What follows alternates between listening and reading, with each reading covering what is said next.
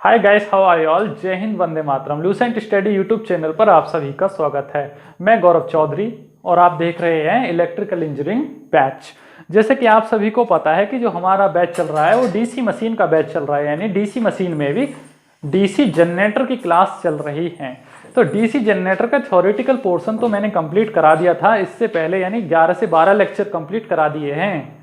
ये जो लेक्चर होने वाला है ये होगा उसकी कैरेक्टरिस्टिक्स से रिलेटेड, यानी कि डीसी जनरेटर की कैरेक्टरिस्टिक्स। कैरेक्टरिस्टिक्स बोले तो मतलब कि जैसे मैं ही हूं, मान लीजिए ये मार्कर है मेरे हाथ में, तो इस मार्कर का मुझे चरित्र लिखना है, तो मैं कैसे लिखूंगा। ये मार्कर लिख भी सकता है इस बोर्ड पे, इसमें इतनी इंक डालूंगा तो इतने समय चलेगा, अगर ज़्यादा इंक डालूंगा तो उतना चलेगा।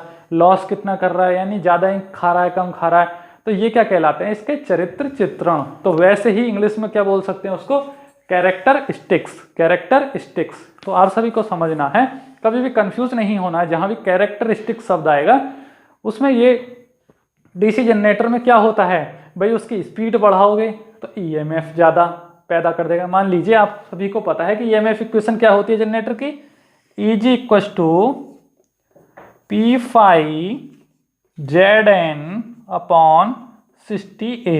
ये तो आप सभी को पता ही है। यानी जनरेटेड ईएमएफ जो होता है किसी भी जनरेटर के अंदर, चाहे कोई सा भी जनरेटर ले लो, सेल्फ ले लो, सेपरेटली ले लो, सीरीज ले लो, शंट ले लो, कंपाउंड ले लो, कोई सा भी ले लो दुनिया का, उसमें जनरेटेड ईएमएफ तो होता ही है। और उसकी इक्वेशन क्या होती है, P phi Z N upon 16A। तो इसका मतलब आप सभी को मैंने समझा ही दिया था क्या होता है इस इक्वेशन का मतलब। तो मैं कहना ये चाह रहा हूं कैरेक्टरिस्टिक्स के अंदर कि अगर उसकी स्पीड में बढ़ोतरी कर दोगे तब भी ईएमएफ में बढ़ोतरी होगी।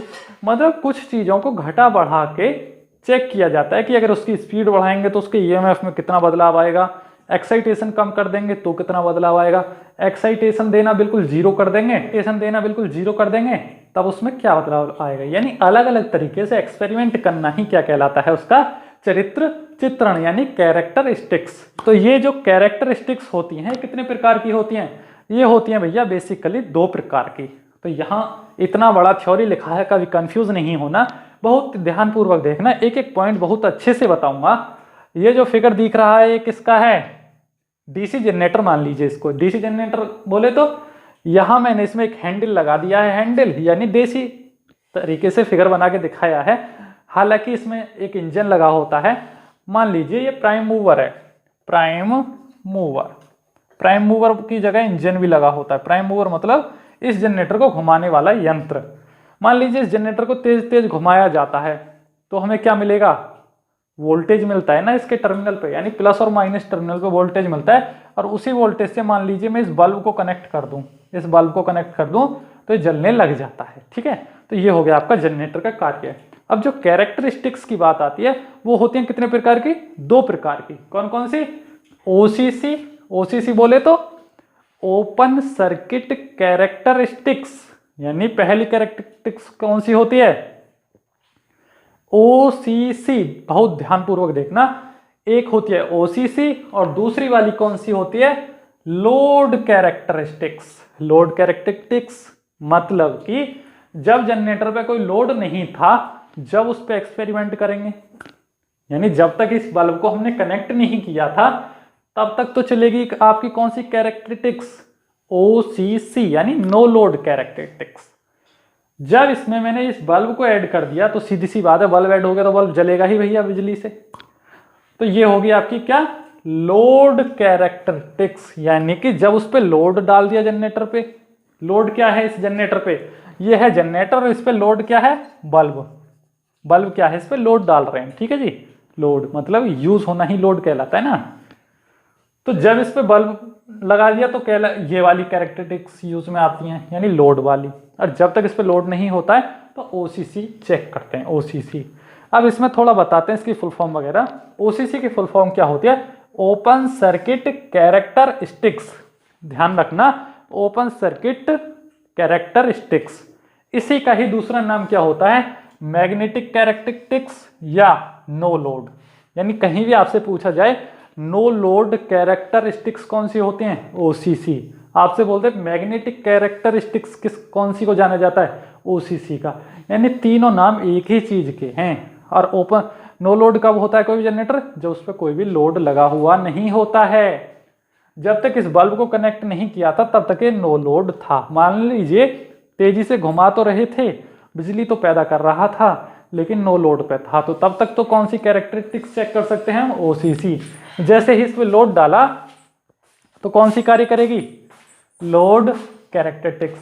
ये जो कैरेक्टरिस्टिक्स है, ये जो कैरेक्टरिस्टिक्स है ना, ये कोई यंत्र वगैरह नहीं है, ये तो पढ़ने का तरीका है, उसको समझने का कि उसका चरित्र चित्रण क्या है। ठीक है, तो यहां से एग्जाम में बहुत ज्यादा 3 से 4 क्वेश्चन पूछे जाते हैं।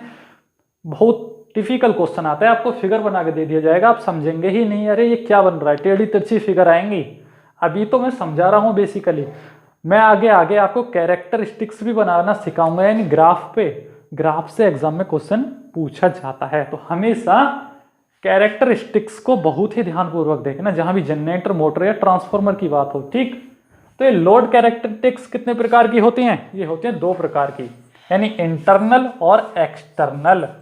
इंटरनल और एक्सटर्नल बोले तो सर, यानी लोड पे तो है जनरेटर, इंटरनल मतलब जनरेटर के अंदर की बात हो रही है। अंदर की बात मतलब जनरेटेड ईएमएफ। आपको पहले ही बता दिए थे कि जनरेटर के अंदर जो वोल्टेज पैदा होता है उसको बोलते हैं जनरेटेड, उसके बाद लॉस होने के बाद जो टर्मिनल पे मिलता है उसको बोलते हैं टर्मिनल। तो जो टर्मिनल पे वोल्टेज मिल रहा है उसको तो बोलेंगे एक्सटर्नल, यानी टर्मिनल वाला कैरेक्टरिस्टिक्स लिखेंगे, और जो अंदर की बात है उसको बोलेंगे इंटरनल कैरेक्टरिस्टिक्स। तो ये सभी चीजें बहुत ध्यानपूर्वक और बहुत ही दिमाग से सोचने वाली बात है कि अंदर की बात हो रही है तो सीधी सी बात है, अरे सर ने तो बताया था कि अंदर तो जनरेटेड होता है ना, जनरेट होता है स्टैटिक में आर्मेचर पे, तो वो होंगी एक्सटर्नल के अंदर, और भाई जनरेटर के बाहर तो टर्मिनल पे मिलेगा, तो सीधी सी बात है एक्सटर्नल। तो यहां से आपको याद रखना है ओसीसी के 3 नाम है, मैग्नेटिक यानी नो लोड, और दूसरे प्रकार की जो कैरेक्टरिस्टिक्स है उसका नाम क्या है? Load characteristics. और उसके भी 2 प्रकार और हैं, इंटरनल और एक्सटर्नल। कभी भी आपसे पूछ ले इंटरनल कैरेक्टरिस्टिक्स कौन सा प्रकार है, तो लोड कैरेक्टरिस्टिक्स। वैसे ही एक्सटर्नल कैरेक्टरिस्टिक्स भी लोड कैरेक्टरिस्टिक्स का ही प्रकार है। ठीक है, कभी भी आपसे कोई पूछ ले, मान लीजिए कोई भी जनरेटर है, उस पे 50 बल्ब लगे हैं, तब कौन सी कैरेक्टरिस्टिक्स निकालोगे आप?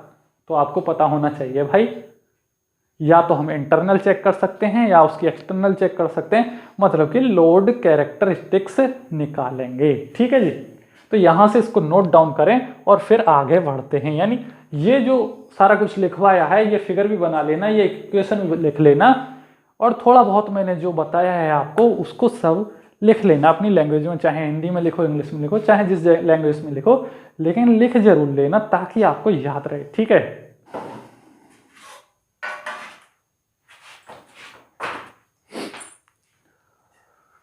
अब यहां से देखिए, जब हम ओपन सर्किट कैरेक्टरिस्टिक्स की बात करते हैं, यानी ओसीसी मैग्नेटिक या नो लोड की बात करते हैं, तो क्या चेक करते हैं? सबसे पहले ध्यान में क्या होना चाहिए कि ये जो कैरेक्टरिस्टिक्स हैं ये सबसे पहले किसके बीच निकलती हैं?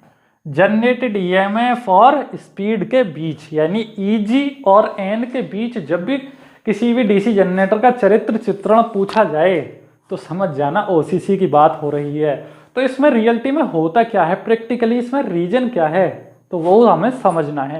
यानी इसमें कुछ भी हमें थ्योरेटिकल रटना नहीं है, सिर्फ 2-3 पॉइंट होते हैं, उनको अगर समझ गए, यानी हमें प्रैक्टिकली वे में समझना है इसको, कि हमारी आंखों के सामने ये जो मार्कर है ये लिख रहा है, तो बस हम यही तो बताएंगे कि लिख सकता है, बाकी इसका कार्य क्या, लिखना ही तो इसका कार्य है। अब इसमें जितना इंक डालेंगे उतना ही लिखेगा। वैसे ही अगर जनरेटर को प्रैक्टिकली वे में देखा जाए, समझा जाए, तो क्या होता है, आपको मैंने पढ़ाया था कि जो उसका फील्ड वाइंडिंग होती है उसका कार्य होता है एक्साइटेशन देना, यानी स्टेटर वाली का। अगर एक्साइटेशन को कांस्टेंट रख दिया जाए, भाई एक्साइटेशन हम 2 एम्पियर दे रहे हैं, 1 एम्पियर दे रहे हैं, आधा एम्पियर दे रहे हैं, 3 एम्पियर दे रहे हैं, अगर जितना भी दे रहे हैं उसको स्थिर कर दीजिए, कांस्टेंट कर दीजिए। कहने का मतलब एग्जाम्पल के लिए, अगर किसी व्यक्ति को आप डेली 1 रोटी खाने के लिए दे रहे हैं तो उसको 1 ही रोटी देते रहिए कांस्टेंट, इसको बोलते हैं कांस्टेंट। यानी suppose if field current excitation is constant, यानी एक्साइटेशन को तो कांस्टेंट कर दिया जाए, ध्यान रखना, एक्साइटेशन को तो कांस्टेंट कर दिया जाए। मतलब ऐसा नहीं है कि अगर लोड की डिमांड ज़्यादा आ रही है तो एक्साइटेशन आप घटा बढ़ा रहे हो, एक्साइटेशन को तो बिल्कुल कांस्टेंट कर दो। दूसरा क्या बोल रहा है कि स्पीड वेराइड, यानी स्पीड को तेज कर दो, यानी जो जनरेटर है उसको इतनी तेजी से घुमाने लगो, बहुत तेज तेज तेज तेज, यानी बढ़ाते चले जाओ, पहले धीरे फिर तेज फिर तेज फिर तेज, यानी कि excitation is constant and speed is varied. तो इस ईएमएफ इक्वेशन में क्या देखोगे आप, सारा कुछ इसी में तो छिपा है।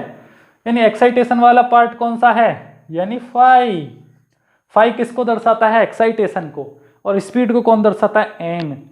यानी फाई को तो कांस्टेंट, यानी दो ही चीज मेन होती है इस इक्वेशन में, यानी इलेक्ट्रिसिटी पैदा करने के लिए इस इक्वेशन में दो चीज बहुत मेन होती हैं, एक आपका फाई और एक होता है एन। ठीक है, ठीक है, यानी जनरेटेड ईएमएफ को पैदा करने के लिए इन दो पॉइंट का बहुत ज्यादा रोल है, क्योंकि पी और जेड जो है ये तो मैकेनिकल वाले पार्ट हैं, लेकिन जो एन पार्ट है, एन को बढ़ाया जा रहा है, बढ़ाया जा रहा है, स्पीड को बहुत तेज करा जा रहा है।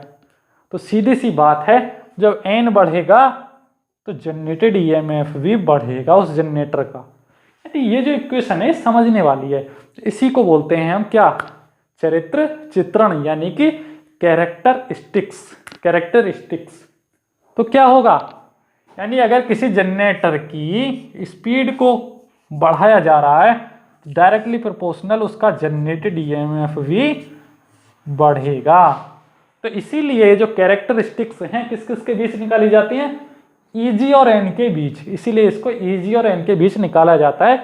यानी कि फील्ड करंट को कांस्टेंट रख दिया जाता है और स्पीड को बढ़ाया जाता है, तो आपका जनरेटेड ईएमएफ भी बढ़ता है। तो ओसीसी की एक कैरेक्टरिस्टिक्स तो आपको समझ में आ गई। अब बात करते हैं कि इसकी फिगर बनाएंगे एग्जाम में, किस तरीके से इसकी फिगर आ सकती है।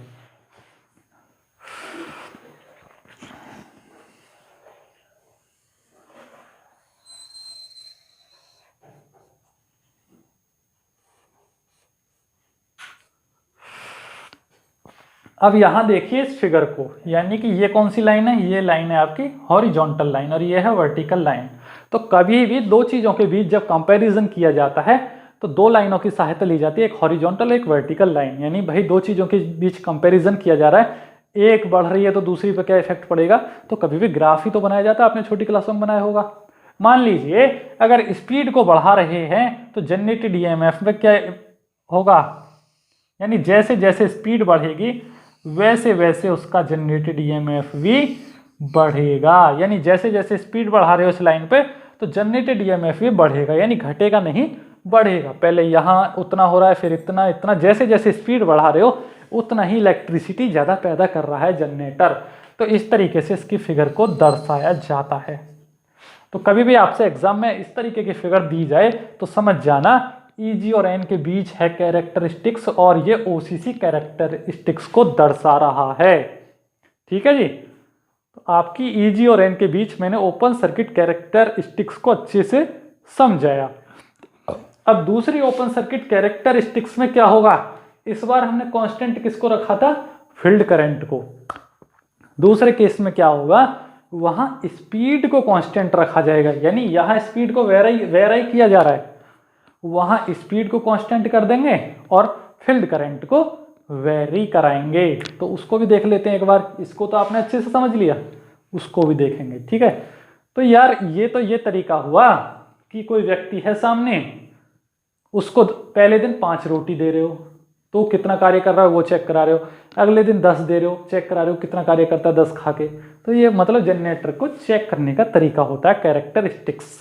तो इसको नोट डाउन करें और मैं रफ कर देता हूं। अब यहां से देखिए सेकंड कैरेक्टरिस्टिक्स को, यानी ओसीसी के दूसरे पार्ट को।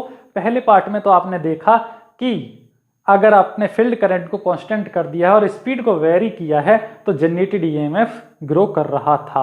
यहां हम क्या देखेंगे, यहां देखेंगे हम स्पीड, यानी स्पीड इज कांस्टेंट, यानी स्पीड को ही स्थिर कर दिया। भाई इस स्पीड से घुमा रहा हूं, ना बढ़ा रहा हूं ना घटा रहा हूं, यानी कांस्टेंट कर दिया स्पीड को, जिस गति से चल रहा है उसी गति से चलाना है। साथ में हमें क्या करना है, जो एक्साइटेशन दे रहे थे स्टेटर वाले पार्ट पे, यानी फील्ड एक्साइटेशन जो दे रहे उसको ग्रो करना है, पहले 1 एम्पियर, फिर 2 एम्पियर, फिर 3 एम्पियर, फिर 4 एम्पियर, यानी एक्साइटेशन को ग्रो कराना है। उसके साथ साथ हमें चेक करना है कि 1 एम्पियर पे कितना वोल्टेज पैदा कर रहा है, 2 पे कितना, यानी स्पीड तो कांस्टेंट है पहले से, यानी एक्साइटेशन को ग्रो करा के हमें उसका जनरेटेड ईएमएफ और टर्मिनल वोल्टेज चेक करना होता है। तो हमें यहाँ से क्या पता चला, यहाँ से क्या पता चला, यानी जो स्पीड है वो कांस्टेंट होगी और इस फाई को यानी एक्साइटेशन को कभी भी भैया करंट देते हैं तो फ्लक्स ही तो पैदा होता है, इसीलिए एक्साइटेशन फाई से और आई एफ से दोनों से ही दर्शाया जा सकता है। ठीक, तो इक्वेशन में कभी भी आपको एक्साइटेशन पहचानना हो तो सीधे सीधे बात है फाई की बात कर रहा है। ठीक, तो जैसे जैसे हम क्या करेंगे, जैसे जैसे हम एक्साइटेशन बढ़ाएंगे, एक्साइटेशन बोले तो आई एफ को ग्रो कराएंगे, तो हम क्या पाएंगे डायरेक्टली प्रोपोर्शनल में, जनरेटेड ईएमएफ भी ग्रो करेगा। और दूसरा तरीका क्या हो सकता है इसे लिखने का, यहां इसको फाई भी लिख सकते हैं, यानी फाई को जैसे जैसे ग्रो कराएंगे तो ईजी भी बढ़ेगा, यानी या तो आप इसको फील्ड करंट बोल दो या इसको फाई बोल दो, यानी फ्लक्स बात एक ही है। यानी मैंने आपको बताया था अगर करंट दोगे तो फाई पैदा होता है, तो इसलिए इसको आई एफ भी लिख सकते हो और फाई भी लिख सकते हो, यानी कंफ्यूज नहीं होना है, दोनों ही चीज एक हैं, कभी भी कंफ्यूज नहीं होना है आपको। ठीक है जी, यहां से समझ लेना है। तो यहां से आपको दो चीज पता चली, यहां ईजी तो दोनों ही इक्वेशन में है, यहां आई एफ है वहां एन था, यानी यहां फील्ड करंट को बढ़ा रहे हैं और वहां स्पीड को घटा बढ़ा रहे थे। ठीक, तो दो चीज हमने चेक कर लिया, अगर उसकी स्पीड को कांस्टेंट कर रहे हैं तो क्या इफेक्ट पड़ रहा है जनरेटर पे, और उसके फील्ड करंट को कांस्टेंट कर रहे हैं तो जनरेटर पे क्या इफेक्ट पड़ रहा है। लेकिन यहां से एक बात नोट डाउन करने वाली होगी, अगर आपसे कोई बोले फील्ड करंट को बिल्कुल जीरो कर दो, यानी फील्ड करंट को बिल्कुल रिड्यूस कर दो, भाई सिर्फ बढ़ाना ही नहीं घटा के भी चेक करना है कि बिल्कुल कम कर देंगे तब क्या इफेक्ट होगा।